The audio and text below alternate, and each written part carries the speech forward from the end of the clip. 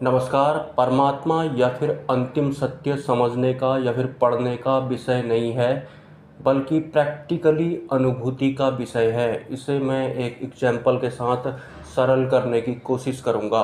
Suppose इस पृथ्वी लोक का मैं पहला इंसान हूँ, और जिस दिन मैं इस पृथ्वी लोक में प्रकट हुआ था या फिर उत्पन्न हुआ था, उस दिन इस पृथ्वी लोक में जो सर्दी होती है, जो विंटर सीजन होता है, उसका आखिरी दिन था उस दिन। तो सिंपली मैंने ठंड का अनुभव भी ज़रूर किया होगा, मतलब मुझे ठंड की अनुभूति ज़रूर हुई होगी। लेकिन दूसरे दिन से ही गर्मी के दिन शुरू हो जाते हैं। ठंड का अनुभव करने वाला इस पृथ्वी लोक का मैं पहला इंसान था। अगले दिन से गर्मी के दिन शुरू हो गए थे, तो अगले दिन के बाद जो भी इंसान इस पृथ्वी लोक में आए या फिर प्रकट हुए, उनमें से किसी को भी ठंड की अनुभूति नहीं थी।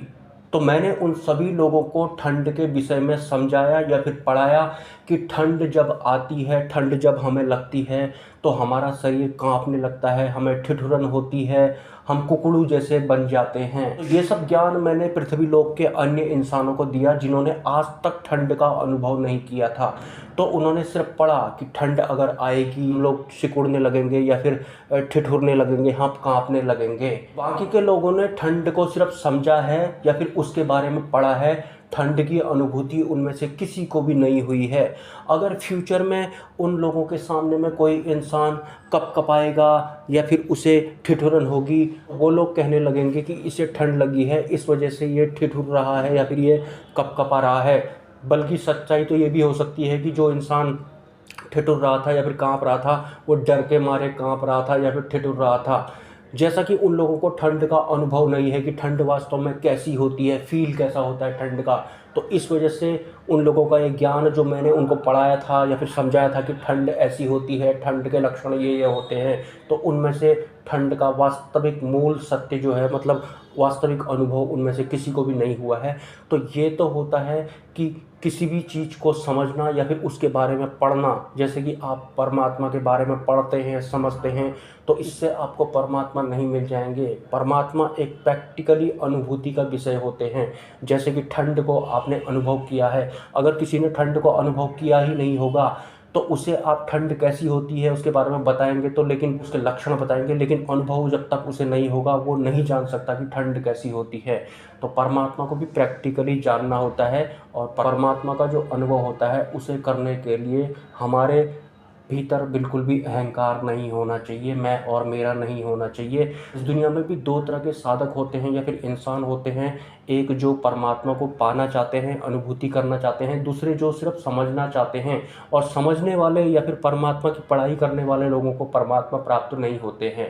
हाँ, आप बहुत बड़े ज्ञानी बाबा बन जाएंगे, आप विद्वान पुरुष बन जाएंगे इस दुनिया में, लेकिन अनुभूति जिसको नहीं होती है प्रैक्टिकली, जो सिर्फ पढ़ रहे हैं, तो वो कुछ उसी तरह से पढ़ रहे हैं जिस तरह से जब मैं इस पृथ्वी लोक में पहली बार आया था, पहला इंसान बन के, मैंने बाकी लोगों को बताया था, समझाया था कि ठंड नाम की एक ऐसी चीज़ होती है जो अगर लगती है तो इंसान ऐसा ऐसा होता है।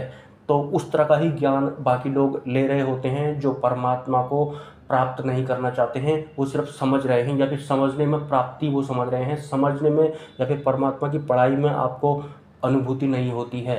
परमात्मा अनुभूति का विषय है, पढ़ने का या फिर समझने का विषय परमात्मा या फिर अंतिम सत्य नहीं है।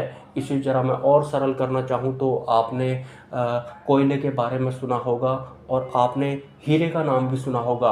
कोयला बहुत सस्ता होता है, हीरा बहुत ज़्यादा महंगा होता है, लेकिन वास्तव में अगर तत्व रूप से हम उनका मूल सत्य जानना चाहें, तो कोयला और हीरा दोनों कार्बन होते हैं, मतलब तत्व रूप में वो कार्बन है। एक ही सत्ता दोनों जगह काम कर रही है। कोयला भी कार्बन होता है, हीरा भी कार्बन होता है। ऐसे ही इस पृथ्वी लोक में या फिर इस पूरे ब्रह्मांड में जो जो हो रहा होता है, उन सब के पीछे एक ही सत्ता होती है, एक ही परम सत्ता होती है, जिसे कि परमात्मा कहते हैं या फिर उनकी शक्ति भी आप कह सकते हैं। किसी विषय के होने में या फिर उसके ना होने में एक ही सत्ता काम करती है, और उस एक ही सत्ता का ही हमें अनुभव करना होता है। ज्ञान इकट्ठा करना या फिर समझना नहीं होता है। इसमें फ़र्क क्या होता है मैंने आपको बता दिया है।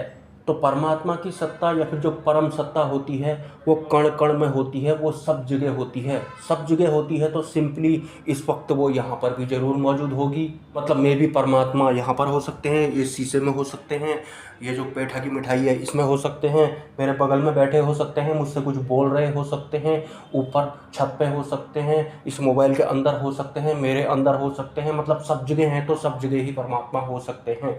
ये जानने के बाद कि परम सत्ता सब जगह होती है, हम इंसान परमात्मा को बुद्धि के बल पर जानने की कोशिश कर रहे होते हैं कि परमात्मा अगर सब जगह होते होंगे तो यहाँ पर भी होते होंगे, यहाँ पर भी होते होंगे, मेरे से वो यहाँ पर बात कर रहे होंगे, फिर वो मेरे अंदर होंगे। टोटल मिलाकर के इसमें जो हम परमात्मा को जानने की कोशिश कर रहे हैं, बुद्धि के बल पर जानने की कोशिश कर रहे हैं, मतलब बुद्धि को आधार बनाकर हम परम सत्ता की अनुभूति करने की कोशिश कर रहे हैं, जो कि नहीं होगी।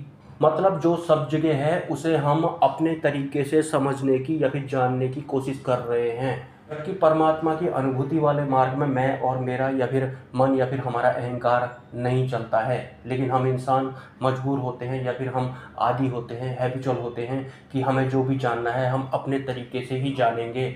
परमात्मा ठीक ठंड और गर्म की तरह अनुभूति या फिर अनुभव का विषय है, लेकिन ठंड और गर्म को अगर हम समझाने की कोशिश करेंगे या फिर किसी को बताने की कोशिश करेंगे तो हम उसके ऐसे ही लक्षण बताएंगे कि जब ठंड लगती है तो हम कांपने लगते हैं, ठिठुरने लगते हैं। लेकिन जो ठंड का एहसास होता है वो हम नहीं डाल सकते हैं किसी भी अन्य जीव या फिर इंसान के अंदर में।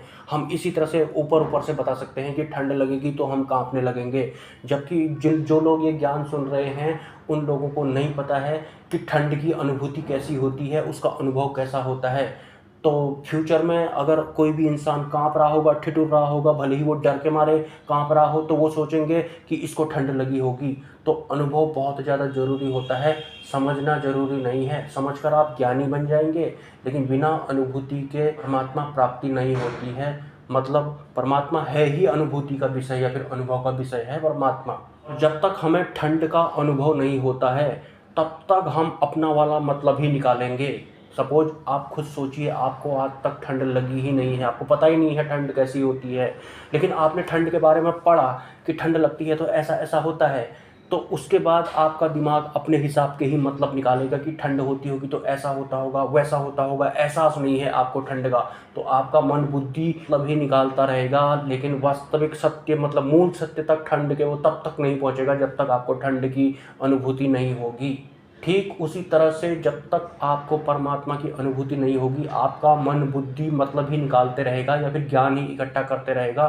तो सिंपली आपको खुद डिसाइड कर लेना है कि आप परमात्मा प्राप्ति वाले हैं, अनुभूति करना चाहते हैं या फिर समझना चाहते हैं। समझना और अनुभूति करना अलग अलग विषय हैं। इसके अलावा अभी मैं एक अनजान प्लेस में हूँ, एक रैंडम प्लेस में हूँ, और वैसे भी मैं अनजान प्लेस में ही ज़्यादातर होता हूँ। लेकिन मैंने एक बात नोटिस की है, मैं जहाँ पर भी ठहरता हूँ उसके बगल में या तो हनुमान मंदिर होता है या फिर माता का कोई मंदिर होता है, भले ही मेरी जगह कोई भी हो। आज तक मैं जितनी भी जगहों पर रुका हूँ, ठहरा हूँ, उसके बगल में या तो माता का मंदिर होता है या फिर हनुमान जी का मंदिर होता है। यहाँ भी मैं ऐसा ही देख रहा हूँ। ये इत्तेफाक नहीं हो सकता है, हर जगह ऐसा कैसे हो सकता है? और ये जब बहुत बार हुआ तो जा कर के मेरा इस पर ध्यान गया है। आप इस बारे में क्या कहना चाहते हैं कमेंट कर सकते हैं। मिलते हैं किसी नेक्स्ट वीडियो में। नमस्कार।